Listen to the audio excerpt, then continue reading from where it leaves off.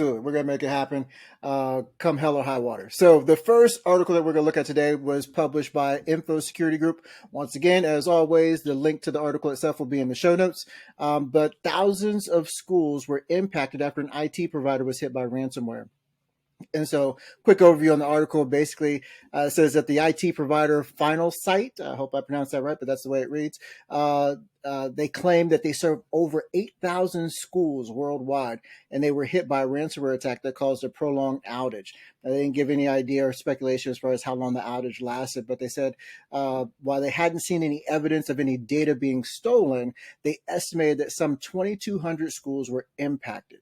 And so I know that we've talked a lot about schools and cybersecurity. And so I'll kick this one over to you real quick, John, kind of give your quick takes on what you thought from the article itself. No, it sounds good. It was interesting to me because the school systems that I've been familiar with, a lot of the stuff is in-house to my knowledge.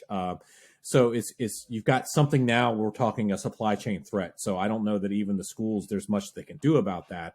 And another thing too is having loosely looked this up. It looks like it's kind of primarily kind of public facing, but apparently it did affect some communications because if you get inclement weather, if you've got some other type of emergency, it did kind of prevent the communications piece of what was going on there. So this is where the business resiliency piece kind of comes in. How do you kick that stuff over? Where's the threat? Where's the threat lie? And the school systems is just aren't equipped to handle that stuff in the cases that I'm personally experienced in.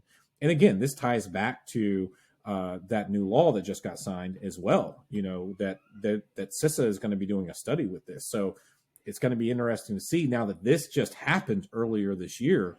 That is the study going to take into account? Are we talking about just what's in house? Is this going to proliferate to other pieces of what the schools have to interact with their business partners as well, going, are our business partners good?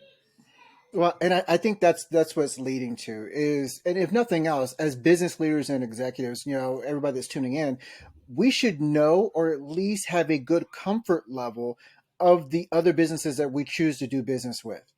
So these third-party vendors, understanding that if they have an issue, what's the impact going to be on you? Now, in this situation, it's slightly different because I don't think there were any kind of backdoors into these school systems. But what it did was it impacted their ability to provide information through the emergency systems and everything else like that. So a functionality that the school was used to having was no longer there. And so that's a business continuity thing, when we have these conversations. But one thing that they pointed out in the article that I thought was very interesting, which is the idea that criminals are using double extortion. And so they made note in this article that none of the information was stolen, but what we're starting to see in the market space is that criminals will get in, they'll steal, they'll exfiltrate your information, and then they'll spring a ransomware on you. So they'll try to get you to pay the ransom. And then on top of that, they'll say, hey, look, we've got all your data over here. We'll release it to the public if you don't pay us. I mean, once again, if that's not a gangster mafia move from cybersecurity, I mean, this is a business.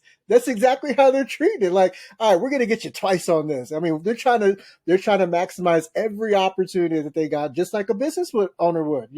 We do a lot. We spend a lot of money in prospecting and trying to find clients. And so whenever we get somebody on the hook, we try to make it count. Shake that tree. Shake that tree. we're shaking the tree, and criminals are doing the exact same thing. I mean, I think the ingenuity of it I applaud that, but I wish they were using their skills for the better or for good. But once again, it just goes to show they are treating this like a business. Yeah, there's a line that stuck out at me that actually has really nothing to do with the event itself. I mean, I think anybody that's listened to this, if you've turned on the news at any point in the last several years, that you've heard of a ransomware attack on something, Right. The line, I actually just highlighted it for anybody having to see this clip on YouTube. For those of you listening into the car, you'll have to use your imaginations of what a yellow highlighter looks like.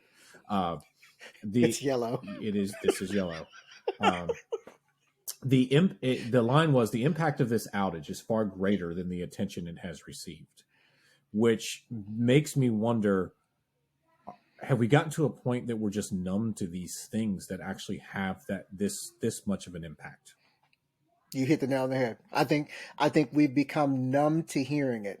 And that's the problem that we face when it comes to cybersecurity as a whole, is that, amongst the other mindsets that we have to contend with of being too small, not a target, blah, blah, blah, the other is we become desensitized to it because we hear it all the time. It's just like, oh, it happened again. Oh, that stinks. Oh, what do we got to do now? Yeah, we become desensitized to it. So I think you're right in the head. And if this is the first time you're tuning in, the cuckoo clock means it's time to move on to the next story before we drive you nuts, before we keep going down crazy and crazier and crazier rabbit hole.